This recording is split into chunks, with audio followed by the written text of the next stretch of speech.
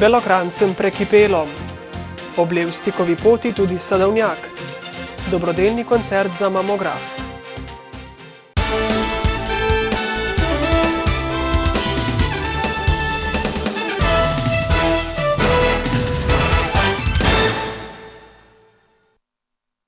Dober večer.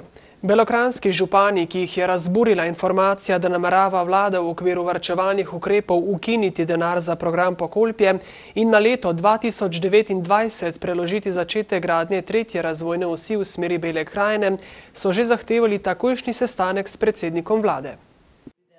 Danes pa so na novinarski konferenci predstavili še nekaj podatkov, ki, kot pravi Petar Črnič, pričajo o tem, da Bela krajina vse od osamosvojitve več plačuje v državni proračun, kot dobi iz njega. Po njihovih ocenah je lani prispevala med 95 in 110 milijonov evrov. In po naših ocenah črpamo oziroma dobimo povrnjeno med 75 in 85 milijonov evrov. To je stanje nekje v letu 2013, medtem ko je v boljših letih 2005, 2006, 2004 bilo nesorazmerje precej večje. Se pravi, da so še več prispevali in še manj dobili. Tako razmerje, da nerazviti del subvencionira razviti del, je zelo, zelo nenavadno.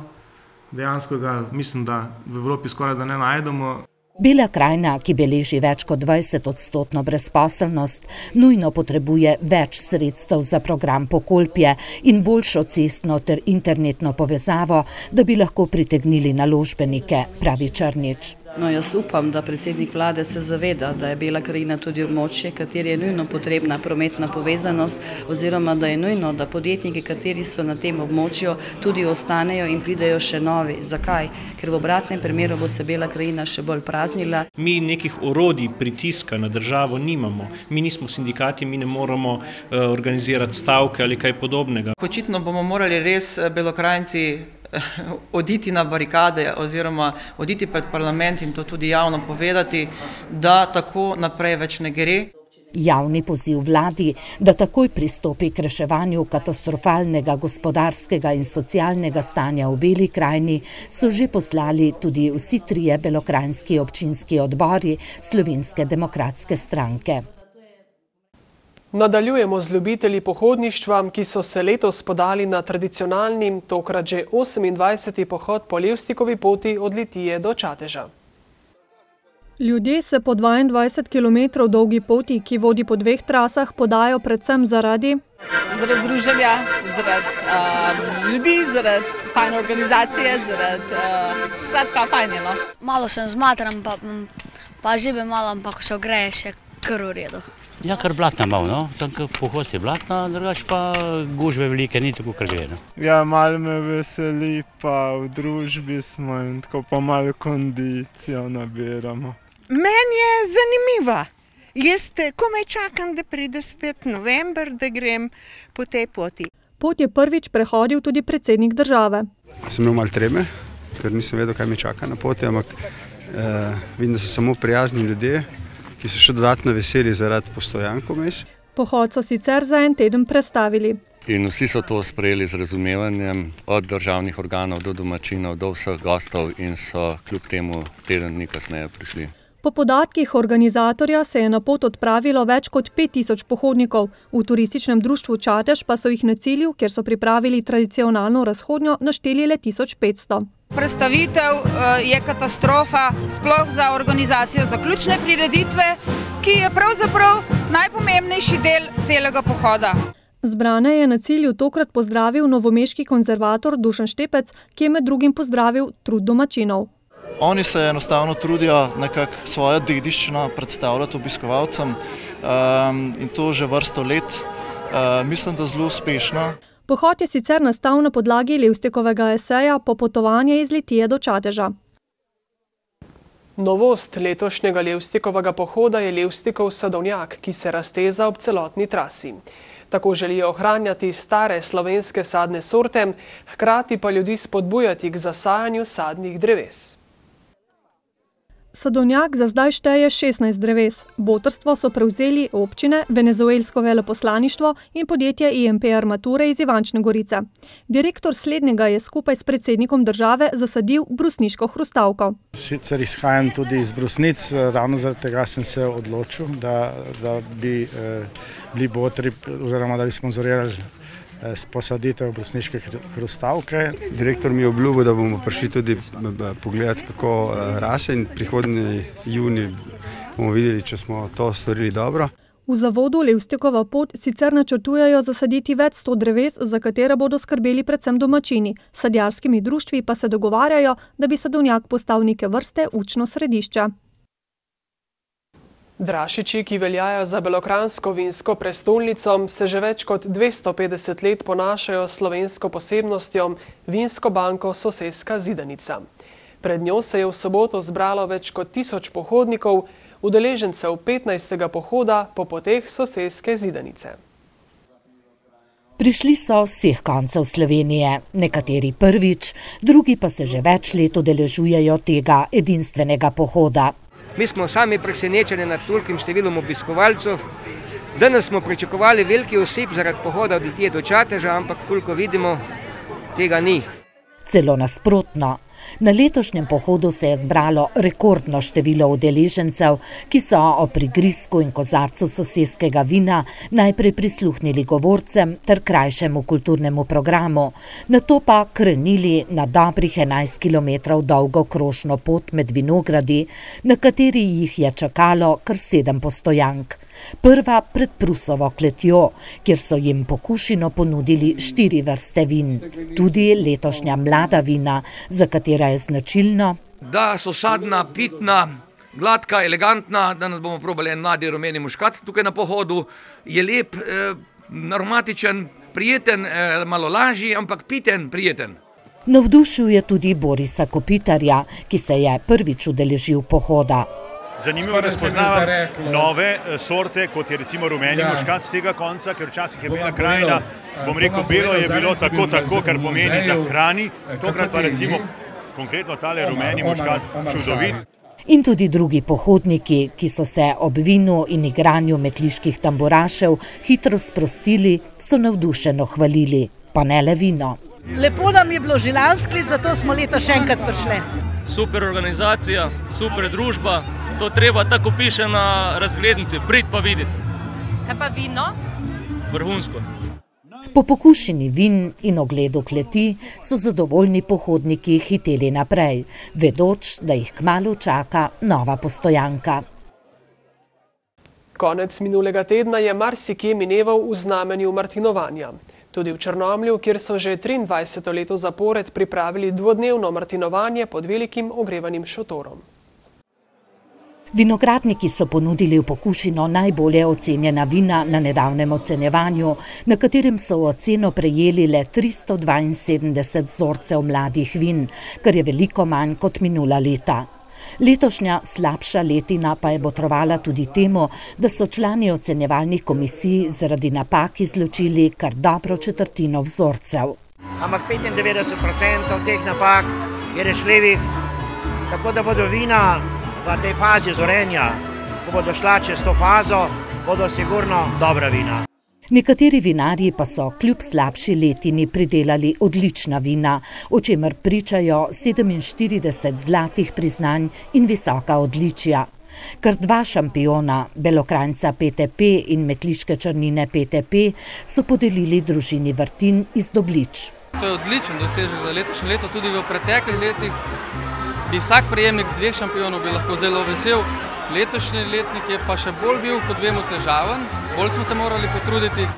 Priznanja šampion martinovanja se je veselila družina Vrhovski iz Dolnjih Kamenc pri Novem mestu. Njihov Sauvignon, pridelan v Ručetni gori, je najbolje ocenjeno vino na letošnjem ocenjevanju, kar je rezultat dela cele družine in tudi mogoče prijatelji, ki so prišli pomagati in obdelovati in obtrgati vino vsem skupaj. Naziv vinar martinovanja pa si je svojimi odlično ocenjenimi vini Beli Pinot, Renski Riesling, Modra Frankinja in Kerner prislužila družina Bahor iz Dragovanje vasi. Ja, letos je bilo malo sreče. tudi nekaj znanja. In prav z znanjem, predvsem kletarjenja, so belokranjski vinarji rešili letošnji letnik in pridelali sveža aromatična vina, je bilo slišati na martinovanju v Črnomlju. Vinogradništvo in vinarstvo živimo, to je naš način življenja. S temi besedami so tradicionalno pozdravili martinovanje na Bizelskem. Tokratno že 10. martinovanje na Bizelskem je bilo nekaj posebnega tudi zato, ker so izbrali prvo vinsko kraljico Bizelskega po več kot 30 letih. To je postala Doroteja Šekoranja. Hkrati mi je to čast in dolžnost, da promoviram Bizeljčana. Upam, da bom se dobro odrezala v svoji nalogi in upam, da bodo vsi ljubitelji Bizeljčana in vinogradniki Bizeljskega zadovoljni. Smo pa obudili željo, da zopet na nek nov način si izberemo svojo vinsko kraljico, ki nas bo reprezentirala, nas predstavljala doma po svetu in da bo ona tista rožica, ki bo dober glas o dobrem vinu širila okoli. Celodnevno dogajanje, med drugim so potekali Martinov sejem, degustacija vin, krst mošta in več pevskih nastopov, je plod sodelovanja številnih bizeljanskih društev in posameznikov. Odločili smo se, da tudi mi naredimo nek sejem, tako kot ostali kraji. In primeren dan je Martinovo, kjer je pač naš kraj znamenit po vinogradništvu. Predvsem zato, da se ljudje zabavajo, ne? Mislim, takšen kraj je, dajmo reči, vino je tle doma, ne? Zakaj ne bi izkoristili tole prednost? V bistvu celoten namen vsega tega skupaj je promocija turizma na Bizelskem in promocija v bistvu celotne vasi. Zaradi slabih vremenskih pogojev pa je letošnja vinska letina precej povprečna, tako v kakovosti kot količini. Glasba povezuje, glasba je most med narodi, glasba združuje v srcu dobro misleči ljudi, ki so pripravljeni pomagati pomoči potrebnim. To je sporočilo 4. dobrodelnega koncerta, ki so ga pripravili v društvu Zdravje za Posavje. Pred dobrim letom so v društvu Zdravje za Posavje začeli z akcijo zbiranja sredstev za nakup digitalnega mamografa. V brežiški bolnišnici namreč vedno uporabljajo 15 let star aparat, ki je svoje že odslužil. Z organizacijo prireditev in akcijo zbiranja denarja bodo še nadaljevali.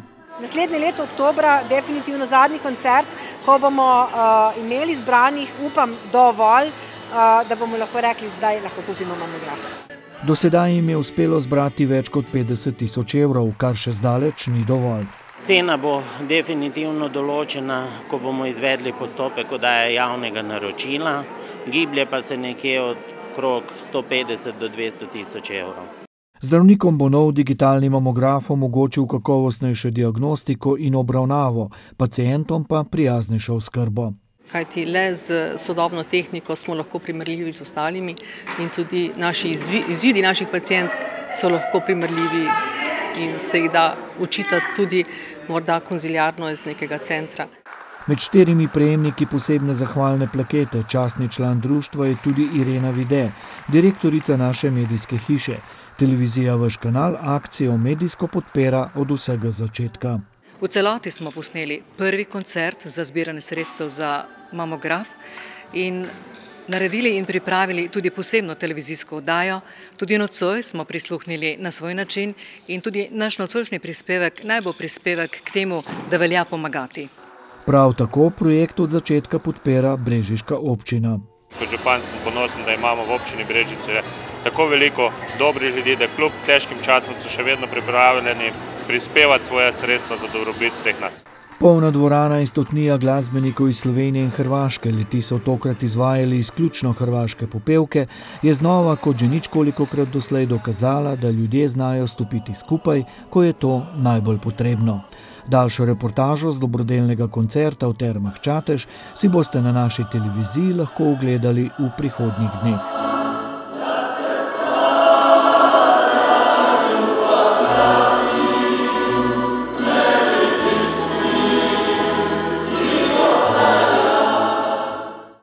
Še šport. V 10. krogu prve NLB Leasing rokometne lige so se rokometaši novomeške Krke pomerili s favorizirano in neporaženo ekipo Celja Pivovarne Laško in izgubili z 21-28. Novomeščani proti odlični celjski ekipi pravih možnosti za uspeh niso imeli, a so se ji na trenutke odlično upirali. Po mnenju domačega trenerja Celjani morda igrajo najhitrejši rokomet v Evropi, tako da dejstvo, da so uspeli ustaviti njihov protinapad, šteje še toliko več. Mogoče, da je publika zadovoljna, ampak ja, ne morem biti skoro zadovoljen, ker obramba je bila na nivoju, imeli smo preveč nekih tehničkih napaka, koje ne smemo dozvoliti proti takšne ekipe, kakšna je Celje. Zdi se, da smo dobro odigrali, do vseh dogovorjenih stvari smo se držali. Sicer se vidi, da so Celjani močnejši od nas in so nas v obrambi, težko smo prebijali obrambo, ampak smo bili zbrani in smo prišli do lepih zaključkov na koncu. S 4 zmagami v 10 tekmah so Novomeščani trenutno na sredini prvenstvene lestvice. Imali smo nekih nepredviđenih porazov, tačnije konkretno mislim na enega. Mogoče da 2 pike smo mogli imati več v tom obdobju, ampak zdaj nas čakajo te tekme, kje gremo na zmago. Prva od teh tekem bo že v prihodnjem krogu, ko Krkaši gostujejo v Sevnici. Toliko smo strnili v današnje novice, hvala za pozornost in lep večer še naprej.